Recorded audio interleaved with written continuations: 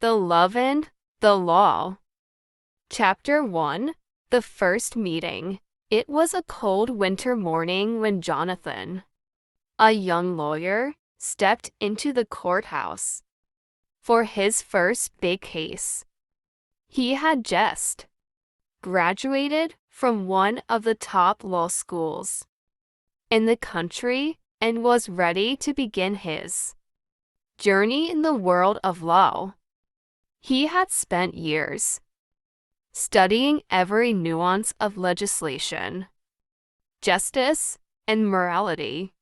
But there was one thing that he had never prepared for: love. As Jonathan walked down the long corridor of the courthouse, his eyes fell upon a woman sitting in one of the waiting areas. She was reading a book, her hair tucked neatly behind her ears, wearing a simple but elegant brown coat. There was an air of grace around her, one that commanded attention without even trying. Her name was Abigail, a law student working as an intern under a prominent legal team. She had the sharp mind of a seasoned lawyer, but was still searching for her place in the world of law. She had always believed that love was something that could only exist in the world outside of the courtroom, far removed from the laws of reason and justice. But that morning, as their eyes met for the first time, both Jonathan and Abigail felt an unexplainable pull, something that transcended the rules and regulations of their world. Their gaze lingered for a moment before they quickly looked away, as if the brief connection had violated some unwritten rule. Jonathan and Abigail found themselves at the same case that day. She was working as an assistant for the prosecution, while Jonathan represented the defendant. Throughout the trial, they couldn't stop stealing glances at one another. Despite the adversarial nature of the case, something seemed to draw them together, a feeling that would soon disrupt the boundaries they had carefully built for themselves. Chapter 2. The Courtroom Clash. As days went by, the chemistry between Jonathan and Abigail intensified. Despite their professional roles, they couldn't help but notice the growing attraction that was blossoming between them. But in the world of law, personal feelings were a dangerous distraction. Each day, they argued fiercely in the courtroom, fully aware that their professional integrity was on the line. Yet, behind their intense exchanges, a subtle but undeniable warmth began to form. It was during a particularly heated cross-examination that the cracks in their professional facades began to show. Jonathan had just questioned a key witness, pressing them with a line of questioning that seemed designed to expose the truth. Abigail, however, had a different strategy. She believed that the defendant's rights were being trampled in the pursuit of justice. As the opposing arguments grew more intense, the tension between the two grew palpable. "Your Honor, this is not about winning at all costs," Abigail said, her voice steady, but fierce. It's about what is right, and the truth of this case is being manipulated to fit a narrative that is not in line with the law. Jonathan's eyes locked with hers, his heart racing. The courtroom fell silent as he responded, "What is right, Abigail, is ensuring justice for the victim. We cannot afford to let personal biases cloud our judgment." The judge called for a recess, and for the first time since they met, Jonathan and Abigail found themselves face to face outside the courtroom. The tension was thick, but neither could ignore the feelings growing within them. "We are on opposite sides of this case, Abigail," Jonathan said softly, his voice a mixture of frustration and admiration. "But that doesn't mean we have to be enemies." Abigail looked at him, conflicted. She had spent years training to be a lawyer, but now she realized that her training had not prepared her for what she was feeling. Love, in its purest form, was not something she could put into a legal argument. "I don't know if this is the right time for us, Jonathan," she admitted, her voice soft. "But I can't ignore what's happening between us." Before either of them could speak further, they were called back to the courtroom.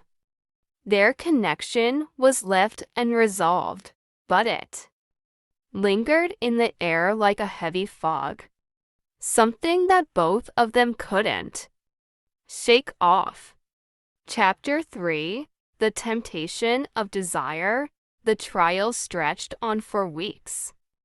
Every day, Jonathan and Abigail would exchange glances, stolen moments where their hearts would beat a little faster.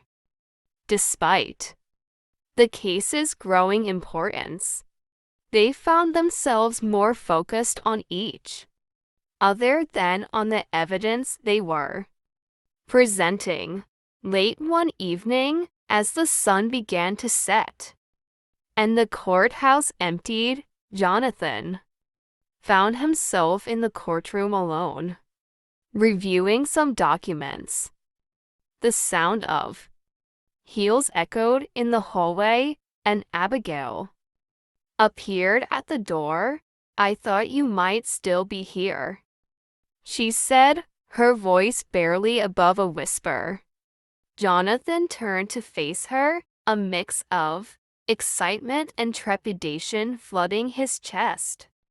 "I couldn't sleep, knowing that tomorrow could change everything." "You." Abigail took a step closer, her eyes searching his. "I didn't want to leave things unresolved. We've been dancing around this whatever. This is since the moment we met." Jonathan stepped toward her, his voice low. "Abigail, I don't know what this is either, but I can't deny that it's real. But we're both committed to our careers, and we've chosen a path that doesn't leave much room for distractions." Her gaze softened, and for a moment, the entire world outside that courtroom ceased to exist. "Maybe the law isn't the only thing that matters," she said, her voice filled with vulnerability. "Maybe we deserve to find happiness, too." Before he could respond, Abigail closed the distance between them. The kiss that followed was gentle at first, hesitant, as though both of them were testing the waters. But soon it deepened, a rush of emotion and desire filling the space between them. For a fleeting moment, the law, their cases, and their professional responsibilities no longer seemed as important as the connection they shared. When they broke apart, they were both breathless. Jonathan's mind raced with the implications of what had just happened. Abigail, this could complicate everything. We're walking a fine line between love and the law. She nodded, her face flushed.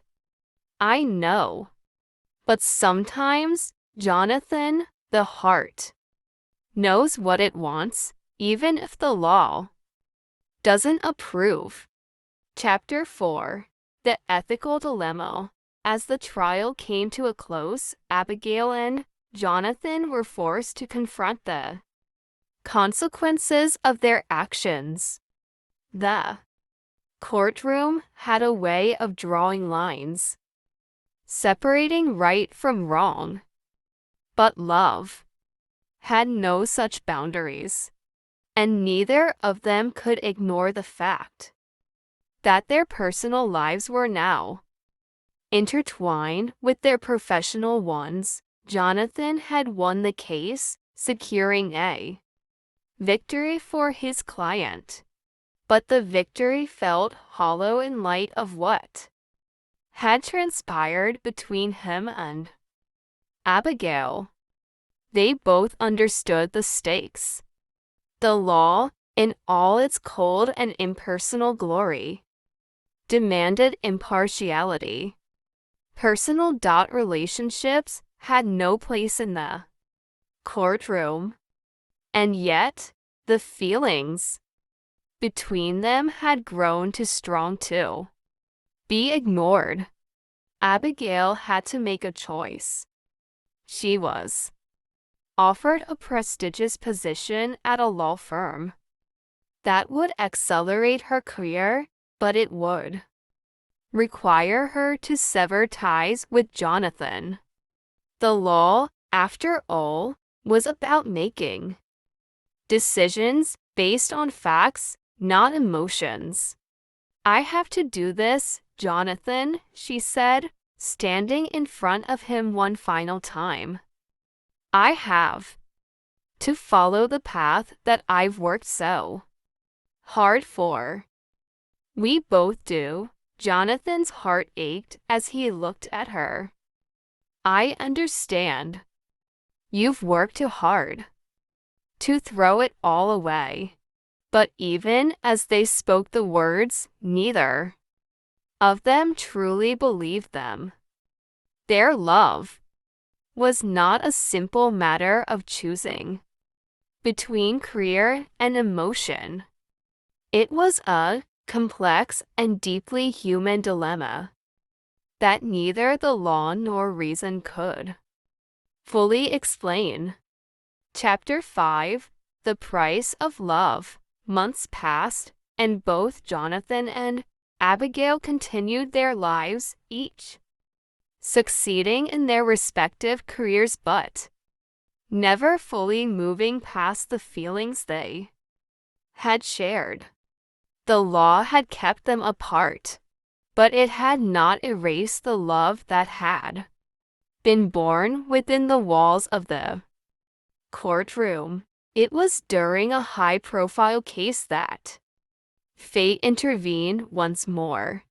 Jonathan's client was facing charges that seemed unwinnable, and Abigail was brought in as a key witness for the prosecution. The tension between them was palpable, but both knew they could not let their personal feelings affect the outcome of the case. As the trial progressed, they found themselves once again standing in opposition, their roles reversed but their feelings unchanged. In the final moments of the case, Abigail found herself questioning whether the truth she was presenting was really what she believed in.